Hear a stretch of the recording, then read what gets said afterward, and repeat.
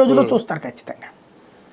అన్నదాత సుఖీభవ ఇంతకు ముందు కంటే రూపాయి ఎక్కువ, అది మళ్ళీ దాంట్లో కేంద్రం ఇచ్చేదాంతో లింక్ పెట్టుకున్నారు. అంతకుముందు కేంద్రం అయితే వీళ్ళకి కేంద్రం ఎజెండా ప్రకారం కాదు కదా వీళ్ళు ఇచ్చింది. కానీ అట్లాగే ఒకప్పుడు అదే విషయాన్ని జగన్ చేసినప్పుడు తప్పెట్టిన వాళ్ళు వీళ్ళు అదే పని చేస్తారు. బట్ దానికి సంబంధించిన చర్చ జరగనీయరు. ఇప్పుడు దానికి ఈ రెండు పక్కన పెడితే మిగతా వాటి పరిస్థితి ఏంటి అంటే, ఒక పేదవాడికి ఒక ముద్ద వచ్చే అవకాశం అయితే లేదు.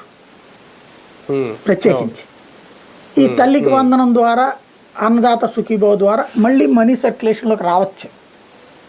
ఎందుకంటే అప్పట్లో జగన్ ఉన్నప్పుడు ఆ మనీ సర్క్యులేషనే కదా జీవీఎస్టీపీకి ఉపయోగపడింది. అట్లాగే ఏమైనా వచ్చే అవకాశం ఉంటే ఉండాలి. ఇప్పుడు అది ఓన్లీ 2 పథకాల్లోనే కనిపిస్తుంది అంతే. భవిష్యత్తులో ఏమైనా ఆడబిడ్డని ఇస్తే అది కూడా కాస్తంత మనీ సర్క్యులేషన్. అసలు ఆడబిడ్డని ఇస్తారన్న ప్రశ్న కూడా రాలేదు కదా బడ్జెట్లో ప్రసంగంలో. ఇప్పుడు రాలేదు, భవిష్యత్తులో అంటున్నాను నేను. నెక్స్ట్ ఏడాది బడ్జెట్ చూడాలి, 2027 కానీ తర్వాత లేదంటే 28 కానీ అట్లా ఏమన్నా ఉంటే వస్తేమో. రైట్ చూద్దాం. మొత్తానికి 3